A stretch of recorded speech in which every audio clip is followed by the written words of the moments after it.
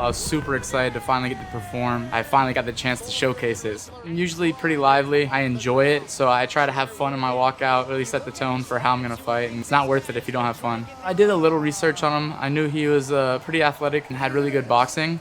He was pretty confident himself here, so it made me more excited to see him as confident as he was. I wanted to pressure him with strikes, get his hands up, start defending, and then I could start going for my takedowns and make it a little bit easier. But I threw a naked leg kick, a little bit lazy, and he caught me over the top. I didn't feel like I was rocked or anything, but it definitely got my attention.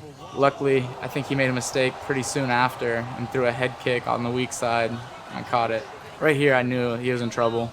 I do this every day in the gym for at least 30 minutes at a time, so a 15-minute fight, it's not really gonna test me. My whole corner, I think they were telling me just pressure, ground and pound, stay calm. I could hear it, but I'm so in the zone, and I've trained it and drilled it so much that I take the advice, but I don't need to be coached in that moment. I was getting a little frustrated at this point because I've never had someone use head movement off their back. He was using head movement, like the Muhammad Ali rope-a-dope.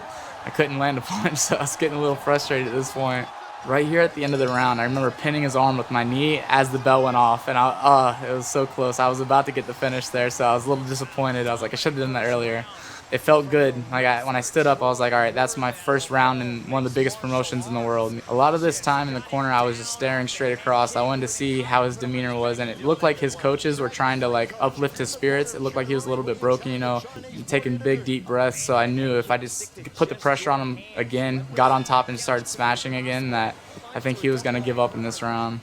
He was making me chase him a lot, so now I started taking a couple back steps, making him come in. But I just decided to go ahead and get inside and take this to the ground. And at this point, I could tell that it was going to be over soon, because immediately when I took him down, he laid there flat on his back for a good 5 to 10 seconds. So I could feel like his spirit was breaking a little bit. He knew he was in trouble. You see me pinning him down and looking at his facial expressions a lot, because I just want to see how does he react. There's another point where I thought the fight was going to be over soon, but he did keep fighting. I'll give him credit for that. At no point did he fully break. I started unloading, thinking, okay, let's go ahead and finish this before the bell rings again. After the fight, I found out I had about 2 more minutes, so I probably didn't have to go as crazy as I did, but it ended up working out. And all I heard right here was just a mere elbow, elbow, elbow. He just wanted me to start working. So I just started throwing everything I could.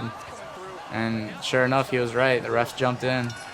And that feeling right there was the best in the world. I've been training for years and years and years, and a lot of sacrifice, and finally I got to the biggest stage and got to finish my first fight. And as you can see, I was a little pumped up in the way I got to finish that fight. I was happy with my performance. You're never going to have a perfect performance. You're always looking to improve. I think the goal for all fighters is to prove they're the best in the world, so the belt is my goal.